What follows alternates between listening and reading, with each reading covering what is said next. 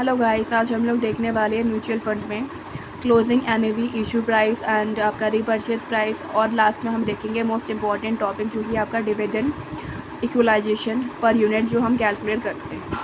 अब ये कह रहे हैं कि अगर क्वेश्चन में आपके पास ओपनिंग एनएवी की डिटेल गिवन है, क्लोजिंग एनएवी आपको कैलकुलेट करना पड़ेगा। तो क्लोजिंग एनएवी हम कैसे कैलकुलेट करेंगे, हम यहाँ पे फॉर्मेट देखने वाले हैं। सपोज़ अप्रैल 1 का ओपनिंग एनएवी गिवन है, बट क्वेश्चन में आपको बोला कि 30 अप्रैल का क्या निकालो, एनएवी निकालो, मतलब वो आपसे क्लोजिंग एनएवी पूछ रहा है। तो बेसिकली क्या है, ओपनिंग एनएवी हम कैलकुलेट करेंगे, ओपनिंग नेट एसेट वैल्यू हम कैलकुलेट करेंगे, उसमें कैश का एडजस्टमेंट कर देंगे और इन्वेस्टमेंट का एडजस्टमेंट करेंगे। किसका एडजस्टमेंट करेंगे, मेरे साथ बोलिए। एक तो इन्वेस्टमेंट का एडजस्टमेंट करेंगे।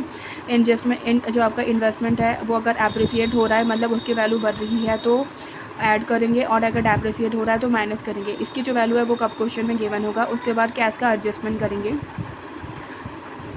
तो हमारे पास आ जाएगा आपका क्लोजिंग एनएवी। अब देखते हैं कैसे आता है। देखो, इसका फॉर्मेट क्या होगा, पर्टिकुलर अमाउंट, ठीक है, opening net asset value. Opening net asset value कैसा आएगा, जो भी ओपनिंग डेट को आपके पास नंबर ऑफ़ यूनिट होगी उसको मल्टीप्लाई करेंगे ओपनिंग एनएवी से, उसको मल्टीप्लाई करेंगे ओपनिंग एनएवी से। मेरे साथ बोलिए, number of unit at the opening date into में ओपनिंग एनएवी।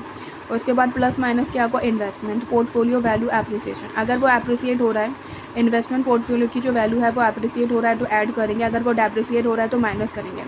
उसके बाद प्लस माइनस होगा, क्या प्लस माइनस होगा, देखो, अगर न्यू यूनिट इशू किया है म्यूचुअल फंड वालों ने तो अमाउंट मिला होगा तो वो ऐड होगा। अब amount receive on issue of the new unit, ये कैसा आएगा, जितना भी यूनिट इशू किया है उसको मल्टीप्लाई करेंगे इशू प्राइस को, और इशू प्राइस हम आगे देखने वाले हैं हम कैसे कैलकुलेट करेंगे। तो जितना भी यूनिट इशू किया है उसको मल्टीप्लाई करेंगे इशू प्राइस से, तो number of unit issue into में इशू प्राइस। उसके बाद माइनस करेंगे, अगर कुछ यूनिट क्या किया है, रीपर्चेज़ किया। रीपर्चेज़ का मतलब खुद की यूनिट को खुद परचेज़ कर रहे हैं म्यूचुअल फंड वाले, तो उसको हम बोलते हैं रीपर्चेज़। अगर कुछ भी यूनिट रीपर्चेज़ किया है तो मतलब पैसा गया होगा तो उसको माइनस करेंगे, तो amount paid on repurchase of the unit कैसा आएगा, number of a unit repurchase into में रीपर्चेज प्राइस। रीपर्चेज प्राइस हम आगे देखेंगे कैसे कैलकुलेट करते हैं। उसके बाद कुछ भी इनकम अर्न किया है तो ऐड करेंगे, अगर इनकम डिस्ट्रीब्यूट किया है यूनिट होल्डर को तो माइनस करेंगे। मेरे साथ बोलिए, इनकम अर्न किया है तो ऐड करेंगे, इनकम डिस्ट्रीब्यूट किया है तो यूनिट होल्डर को तो हम क्या कर देंगे, माइनस करेंगे। उसके बाद अगर कोई भी सिक्योरिटीज़ बेची है तो पैसा आया होगा तो ऐड करेंगे, परचेज़ किया होगा तो पैसा गया होगा तो माइनस कर देंगे। तो amount receive from the sale of the securities to add an amount paid for the purchase of the security, उसको माइनस करेंगे। तो क्लोजिंग एनएवी हम कैसे कैलकुलेट करेंगे, ओपनिंग नेट एसेट, उसमें ऐड करेंगे investment portfolio value appreciation, depreciation है तो माइनस करेंगे। Amount receive on the issue of the new unit issue करने के बाद अमाउंट रिसीव हुआ तो उसको ऐड करेंगे। रीपर्चेज़ किया है तो माइनस करेंगे। इनकम अर्न किया है तो ऐड करेंगे। इनकम डिस्ट्रीब्यूट किया है यूनिट होल्डर को तो माइनस करेंगे। उसके बाद अगर आपने सेल किया है यूनिट को तो ऐड करेंगे, अमाउंट पैसा आया होगा, तो अगर आपने परचेज़ किया तो उसको माइनस कर देंगे, तो हमारे पास आ जाएगा net asset value of a mutual fund. Net asset value of a mutual fund. अब क्वेश्चन में आपसे बोलेगा net asset value of a mutual fund per unit निकालो, तो ये जो वैल्यू आपके पास आएगी उसको डिवाइड कर देंगे जो रिमेनिंग आपके पास नंबर ऑफ़ यूनिट बचा होगा। ठीक है, क्लोजिंग एनएवी पर यूनिट हम कैसे निकालेंगे, हमने जो अभी निकाला closing net asset of a mutual fund, उसको डिवाइड करेंगे नंबर ऑफ़ यूनिट से जो कि आउटस्टैंडिंग अभी बचा है म्यूचुअल फंड में। उसके बाद हम यहाँ पे देखने वाले हैं issue price and repurchase price जो है वो हम कैसे कैलकुलेट करेंगे। इशू प्राइस और रिपर्चेज प्राइस जो है वो हम कैसे कैलकुलेट करेंगे म्यूचुअल फंड के केस में। देखो, इशू प्राइस पर यूनिट, जिस दिन यूनिट को इशू किया गया है उस दिन की एनएवी क्या होगी, मतलब ओपनिंग एनएवी, उसमें हम ऐड करेंगे एंट्री लोड या फिर front end load. Entry load या फिर फ्रंट एंड लोड को हम ऐड करेंगे, और dividend equalisation per unit collected on the issue of the unit. देखिए बच्चों, एक चीज़ याद रखना, जो आपका डिविडेंड इक्वलाइजेशन है ना, वो हमेशा क्या होता है, ऐड होता है, चाहे वो इशू प्राइस का केस हो या फिर रिपर्चेज प्राइस का केस हो। डिविडेंड इक्वलाइजेशन जो है वो हमेशा ऐड होता है, चाहे वो इशू प्राइस आप निकाल रहे हो या फिर रिपर्चेज प्राइस पर यूनिट निकाल रहे हो। देखो, इशू प्राइस पर यूनिट हम निकालते हैं, रिपर्चेज प्राइस पर यूनिट निकालते हैं। देखो, एनएवी क्या होता है ना, हम एनएवी जो है वो पर यूनिट निकालते हैं, इसलिए हम इशू प्राइस और रिपर्चेज प्राइस भी हम कैसे निकालते हैं, पर यूनिट निकालते हैं। अब देखो सेकंड, रिपर्चेज पर यूनिट हम कैसे निकालेंगे, जिस दिन आप यूनिट को परचेज़ कर रहे हो उस दिन की जो एनएवी है वो हम लेंगे, उसमें से माइनस करेंगे एग्जिट लोड, जिसे हम बैक एंड लोड भी कहते हैं। क्या माइनस करेंगे, एग्जिट लोड, जिसे हम कहते हैं बैक एंड लोड। उसके बाद ऐड करेंगे dividend equalisation per unit paid on repurchase of the unit, तो क्या आ जाएगा, आपके पास आ जाएगा repurchase price per unit, repurchase price per unit आ जाएगा। तो अभी हमने क्या देखा, इशू प्राइस कैसे कैलकुलेट करते हैं and repurchase price per unit जो है वो कैसे कैलकुलेट करते हैं।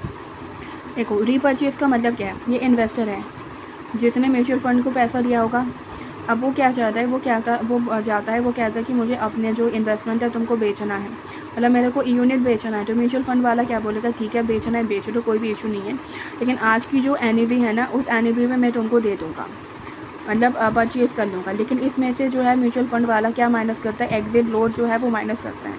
उसके बाद मोस्ट इंपॉर्टेंट टॉपिक जो कि आपका डिविडेंड इक्वलाइजेशन पर यूनिट, क्या है आपका डिविडेंड इक्वलाइजेशन पर यूनिट। ये आपके एग्ज़ाम में अभी तक 4 से लेकर 5 बार आ चुका है, डिविडेंड इक्वलाइजेशन पर यूनिट, जिसको हम क्या बोलते हैं, income available for the distribution. इसके लिए हम क्या बनाते हैं, एक स्टेटमेंट बनाते हैं। क्या बनाते हैं, एक स्टेटमेंट बनाते हैं। 4 कॉलम होगा, particular number of unit of the mutual fund, mutual fund के पास कितने यूनिट है। उसके बाद per unit income, income per unit, मेरे साथ बोलिए इनकम पर यूनिट। उसके बाद टोटल इनकम, टोटल इनकम आपके क्वेश्चन में क्या होगा, गिवन होगा हमेशा। उसके बाद देखिए income earn by the mutual fund in the first period. First period में म्यूचुअल फंड ने जो भी इनकम अर्न किया होगा वो हम कैलकुलेट करने वाले हैं। देखो number of unit at the opening date, opening date में क्या यूनिट गिवन है, वो क्या यूनिट है वो क्वेश्चन में गिवन होगा, वो लिखेंगे।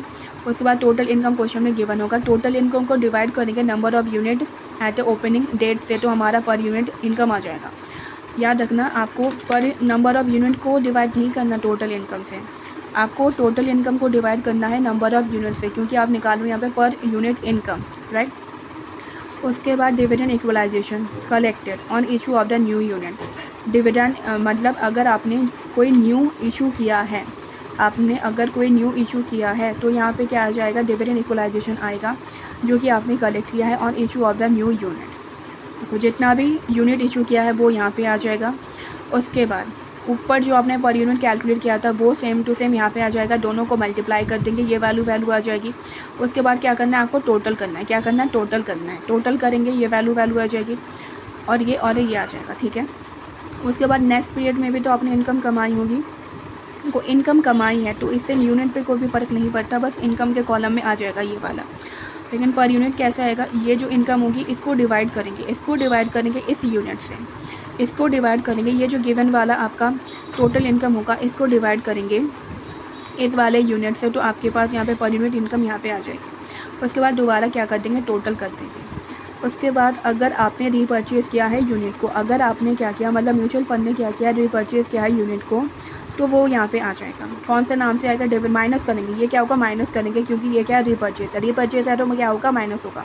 मेरे साथ बोलिए, रीपर्चेज़ है तो क्या होगा, माइनस होगा। रीपर्चेज़ है तो माइनस होगा। Dividend equalisation paid on repurchase of the unit, per unit. तो नंबर ऑफ़ यूनिट रिपर्चेज़, कितने यूनिट जो है वो रिपर्चेज़ किया है वो यहाँ पे लिखेंगे आप।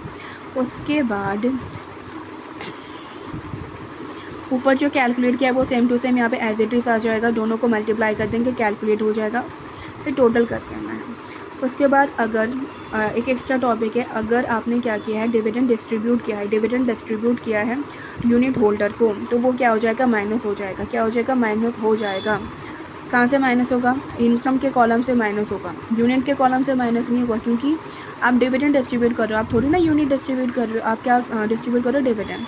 तो ये इनकम के कॉलम से माइनस हो जाएगा। उसके बाद जो बैलेंस आएगा वो होगा आपका calculation of a dividend equalisation per unit, जिसे हम बोलते हैं income available for the distribution. Normally question में लिखा होता है income available for the distribution निकालो, तो इस केस में आपको ये जो स्टेटमेंट है वो आपको बना देना है।